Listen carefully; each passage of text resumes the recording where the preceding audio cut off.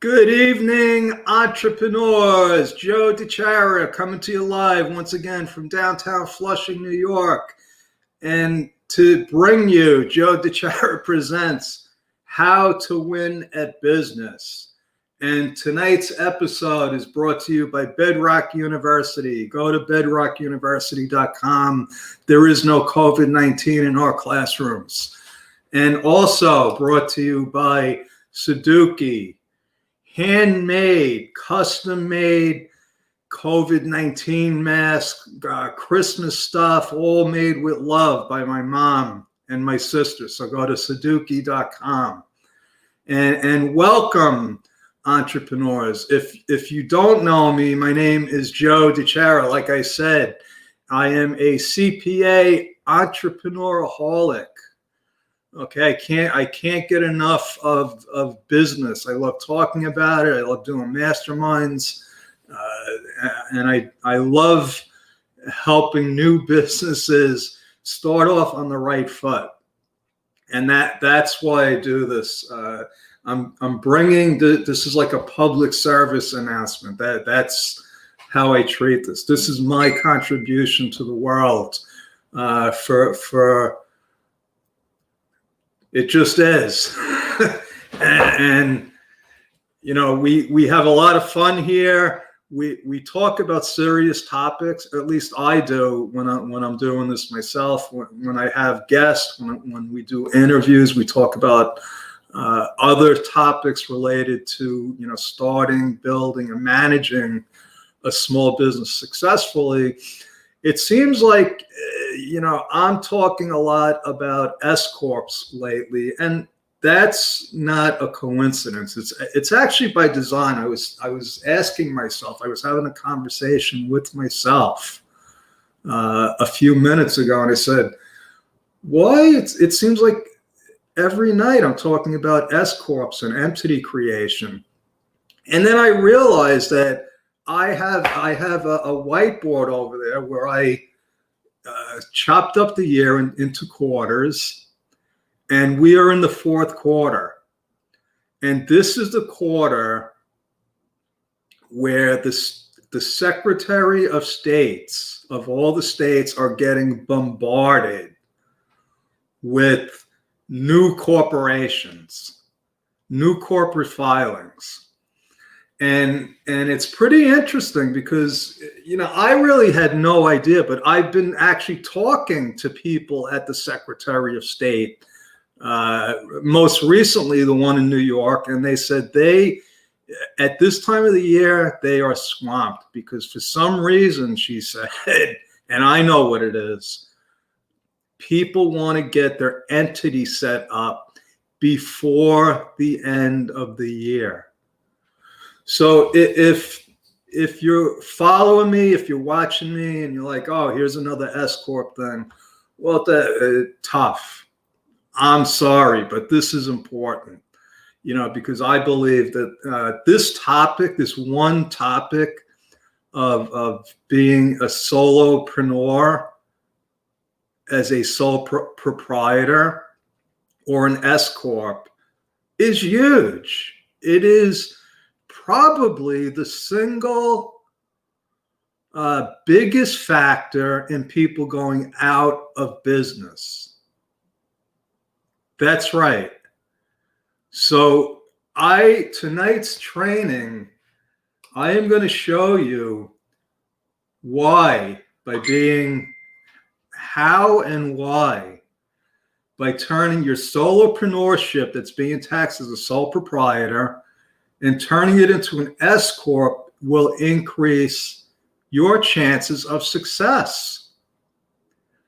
And this isn't, you know, my opinion. This is a fact.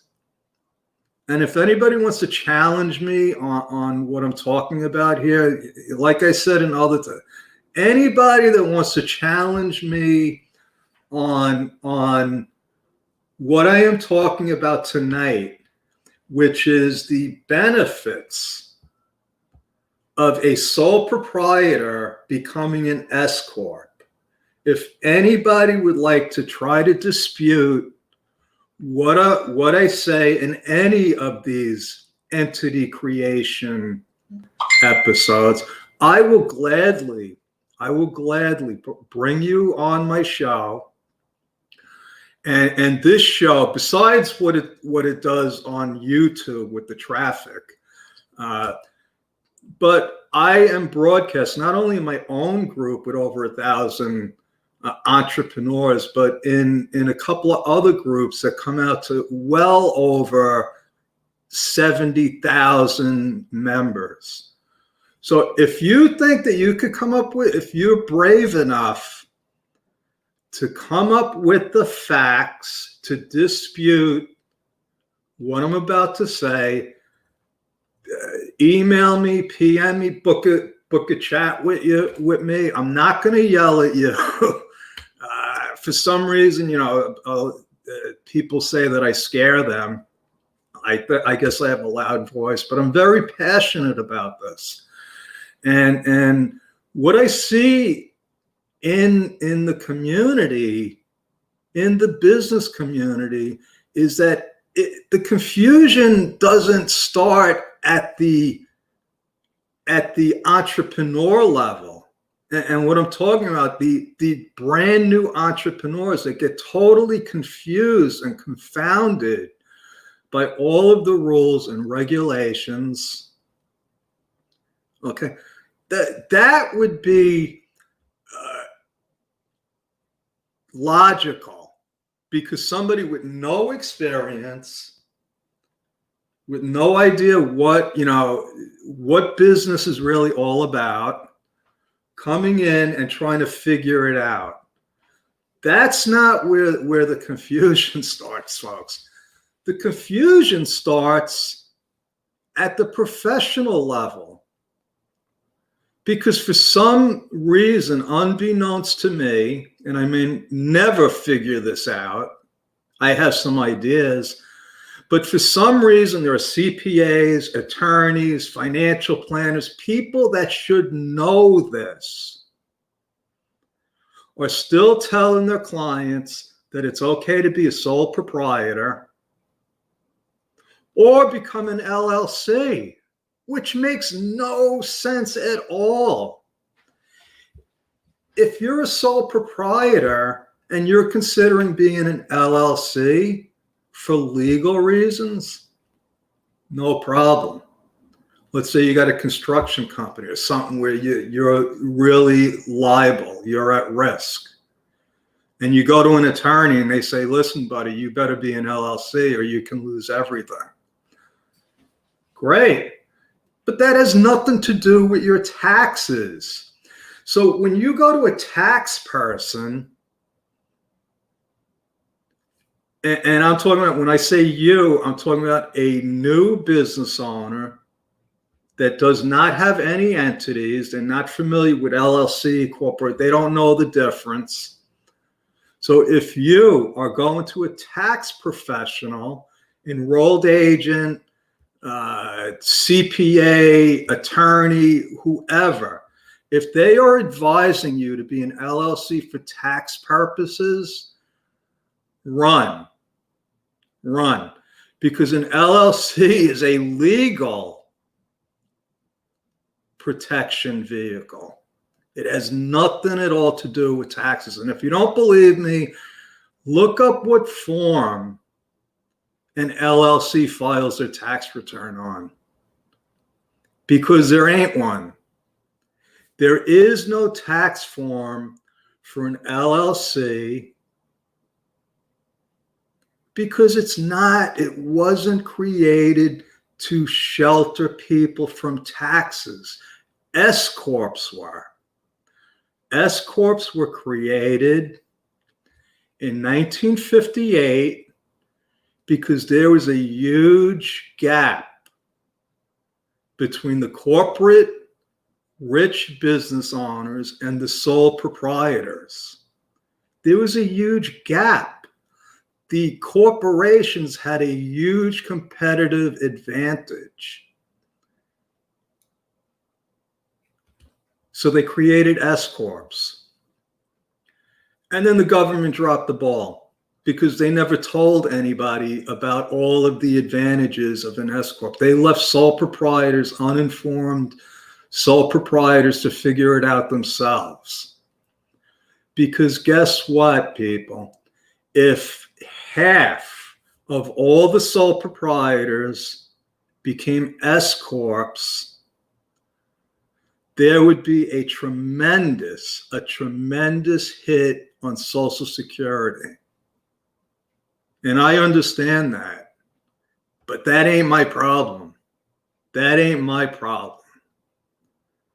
But it's obvious to me, after years of research, years of trying to figure out why there's still 25 million sole proprietors, it's obvious that there's never been any kind of government or SBA or any kind of campaign to promote S Corps, which makes absolutely no sense at all to me. I mean, growing up, I remember government ads about buying milk. Okay? If you're as old as I am, it was like milk with, oh, now whole milk can kill you. But growing up, there were all kinds of campaigns on the benefits. Well, why was that? Well, it had probably something to do with the dairy industry. So, I'm not a conspiracy theorist, but I look at the facts, the results, and like there was a sequence of things that must have happened to get us here. And I just observed them. And what I am observing, what I've observed in this quest to find out why this doesn't add up is almost like, okay, we did that. We did a good job in 1958, but don't let everyone know. Because there's also an empowerment issue here. See, by keeping people down, by not empowering, the politicians will tell us all the time that they are for small businesses. I don't see it. I have never seen a politician create a job unless it was for one of their friends or family to come and work at the government for them.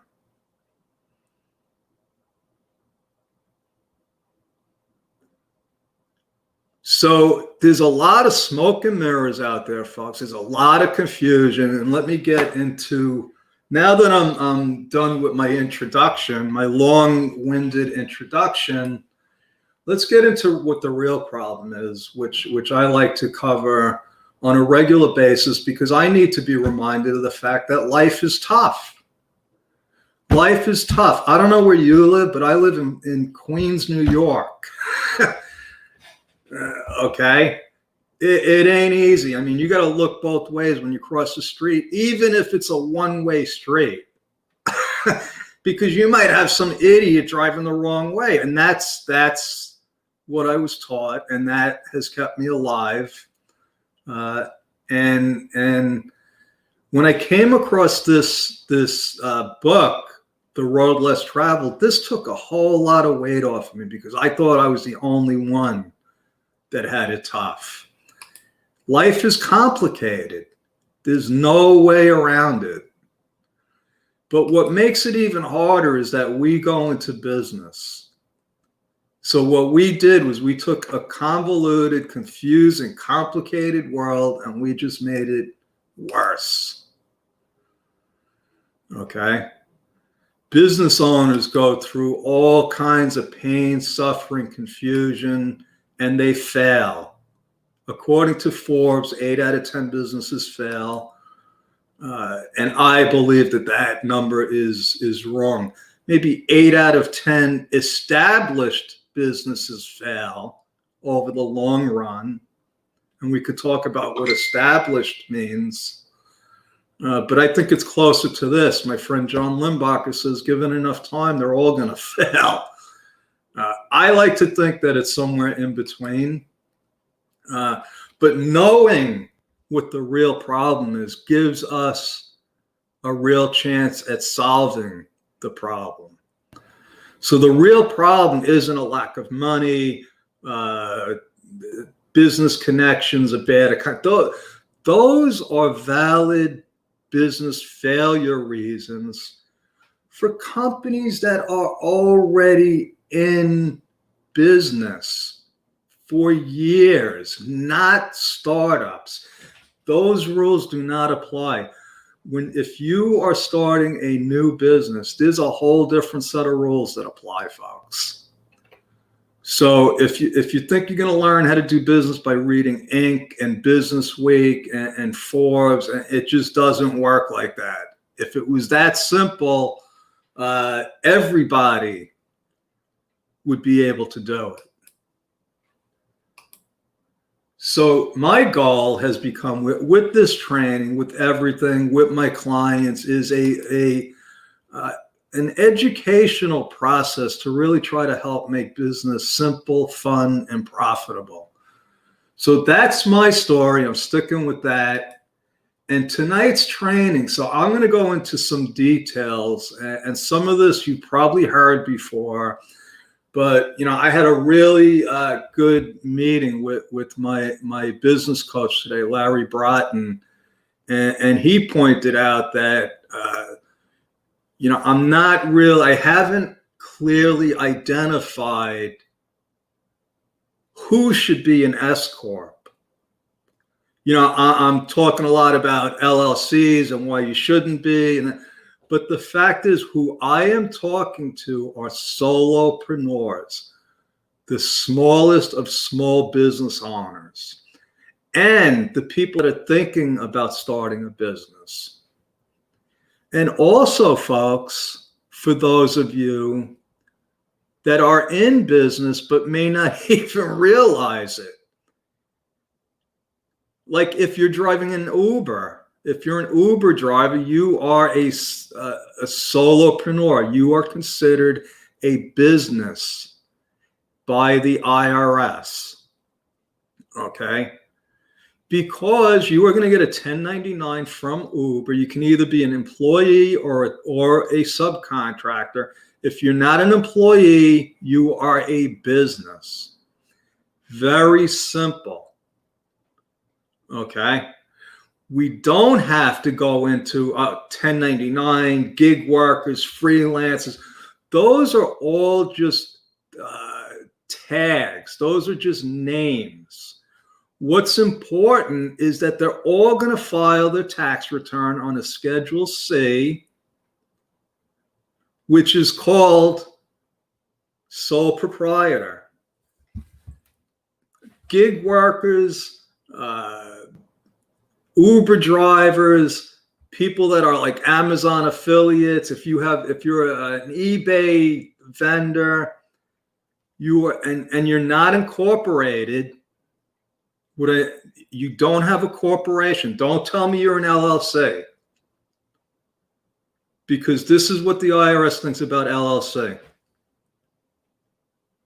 They don't see it. You got to tell them. Oh, and if you don't tell them, you are a sole proprietor. So you're the people I'm talking to. And I'm also talking to the accountants, the lawyers, the financial people that keep telling your clients the wrong things.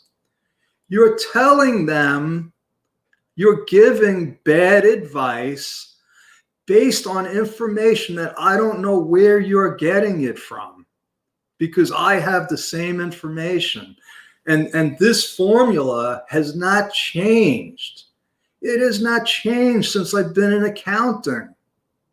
This was from before I was even born. 1958, I was born in 1960. They created S Corps for sole proprietors. So let's get into the specifics. Why do S Corps? Why am I saying that S Corp's got a much greater chance of success? Here's the specific reasons. Taxes. Okay.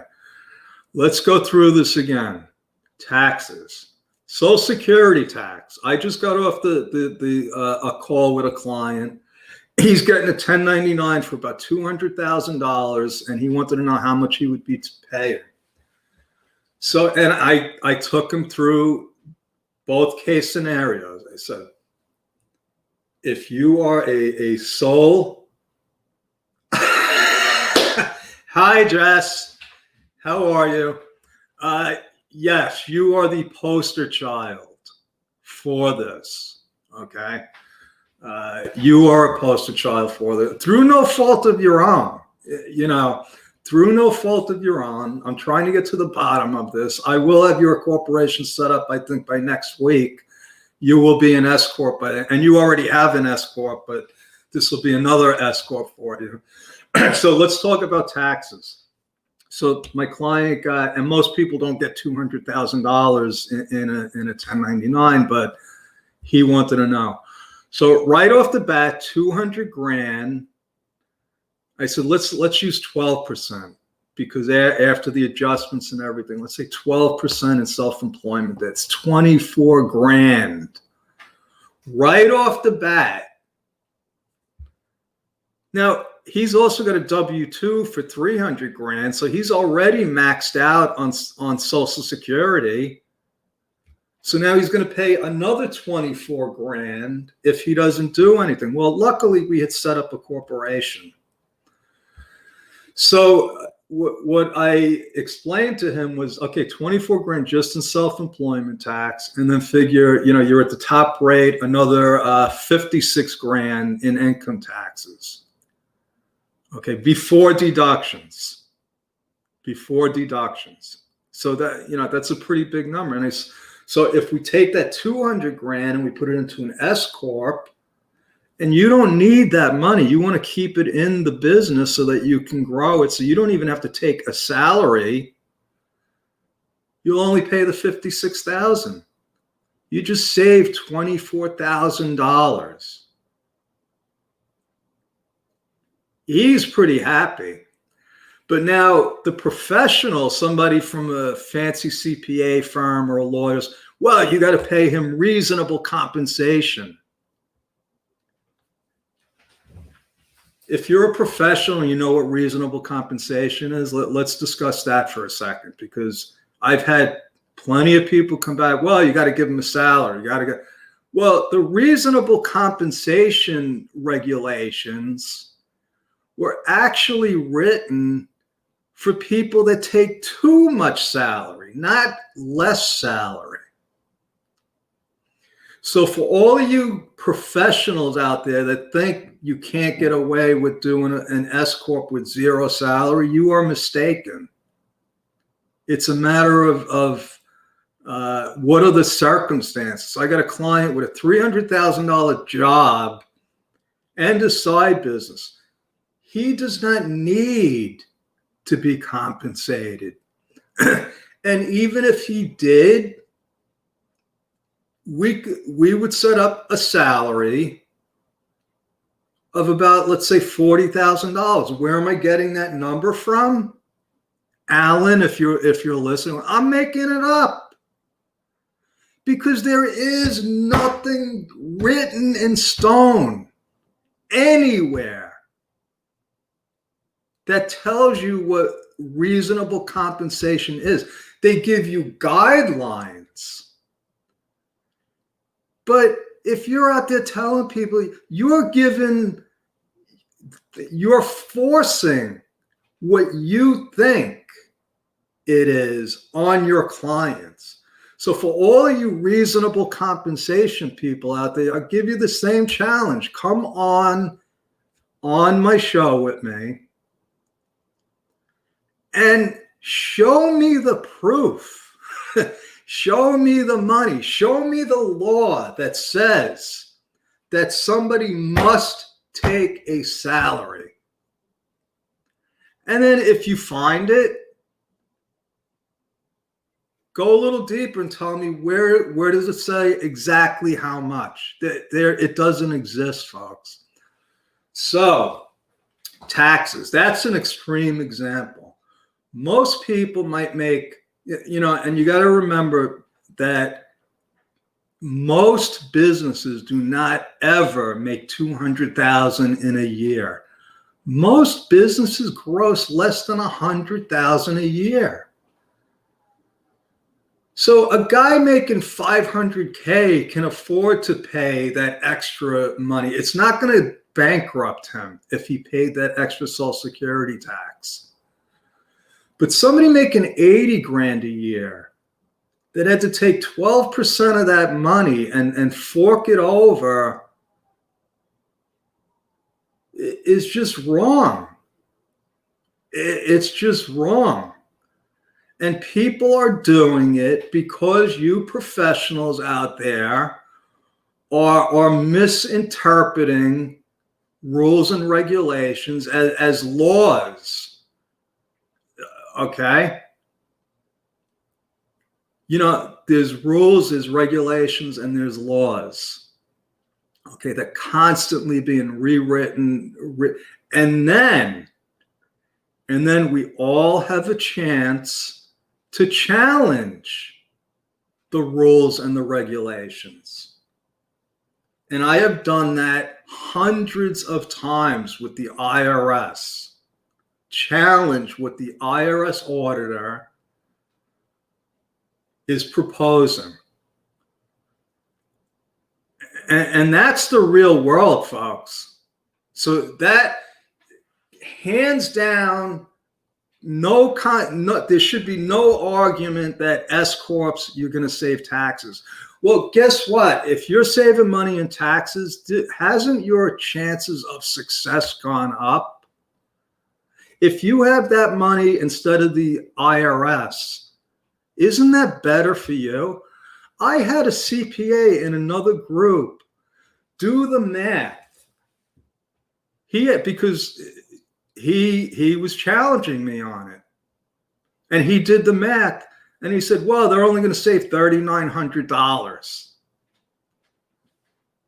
Only. Now, this was for somebody making $60,000 a year. He said they'll only, and then after the compliance cost, that was his argument. After the compliance cost, so I asked him, what exactly are the compliance costs? The state filing fees in New York State, it's $25. I understand in California it's $800. But if you got somebody that's going to save $3,900, subtract the compliance cost, the $800 from that, aren't they still $3,100 ahead? That's just on the taxes. I mean, this isn't brain surgery, folks. This is simple. IRS protection. Sole proprietors get audited. S Corps do not. Now, again, I had wise guy in the CPA group. Oh, I got S Corps. Yeah, they get audited, but compared to sole proprietors, not even close. Not even close. Okay, so you get the added protection. So now if you make 60 grand and with, Alan's numbers there, 60 grand after the compliance cost, you're still 3 grand ahead. And now you don't have to worry about an audit, or your chances of being audited have gone down. Oh, and then I have my other friend that said, well, an audit is only a problem if you're not in compliance. Really? I wonder how many audits she has gone through. Because if anybody tells you that an audit is no problem, they're probably getting paid by you to handle the audit. So a corporation is separate from you personally. People don't understand this. When you're a sole proprietor, you go into a bank for a business loan. You're not getting a business loan. You're getting an individual personal loan because they are checking it against your Social Security number. It's all tied together. It's together. There is no separation. you want the separation from your business and your personal. Now, if you don't care about that, then stay a sole proprietor. If none of this matters to you, then stay a sole proprietor. If you don't care about that, you're overpaying your taxes, stay a sole proprietor. If you're not worried about the IRS auditing you, stay a sole proprietor. But there's more. Respect. That's right, folks. Corporations get respect in the business world. If you go to a country club, those people aren't saying, hey, I'm a sole proprietor. No, they're presidents of entities. Okay. Now, I only have a few minutes left. I even left off intentionally the legal protection. Because like I said, you can get the legal protection as an LLC. Oh, and in New York State, it costs twice as much to become an LLC than it does to become an S Corp. And I know it varies by state. But this is simple, folks. And now, if you can understand the benefits, you don't want to end 2020 as a sole proprietor. You do not want to end as a sole proprietor, because even though there's only, like a month and a half left in the year, there are things that we could do, that you could do to minimize your taxes, to lower the burden. You don't want to do it next year, because then every day that goes by, you are at a disadvantage. And that is definitely my story. I am definitely sticking with it. Thank you, Jess, if you're still watching. Yeah, I did design it for people like you that started a business, that's successful, that's making money, and I want you, Jess, and people like you to continue to make money. And by converting to an S Corp, your chances of success have increased dramatically. So if you'd like to, connect with me, if you're one of the people that I've been calling out, and no offense, I respect your opinion, but, and I won't try to convince you, but I think that I yes, I am sticking to it. I think I owe it to people that I'm calling out to give them a chance to present their case if they want. And you can do that by going to timewithjoe.com. And if you're interested in talking to me about setting up your own S Corp, you can contact me. And it's not for me to pitch you, believe me. Just want the facts, and I will give you my honest opinion on what I think you should do. I had a woman call me this morning, just started a business, and based on the facts, I actually told her that she's better off waiting until next year to become a corporation, because she just didn't have, the facts didn't support it. And the last thing I would like to invite you to is Mastermind with Joe DiChiara. We are a small group of entrepreneurs. We're meeting twice a week. We do a lot of brainstorming, networking. We do training on how to start, build, and manage your own business successfully. So, Jess, thank you so much for attending. You get this information firsthand. I appreciate you sticking with me. I know there were some sticky times there. The people that you worked with are good people. I know both of them, and it wasn't I wasn't fighting with them. I was defending you. So that is my story. I'm sticking with it. God bless you, and good night. And I look forward to discussing entity creation some more the rest of the year. Thank you.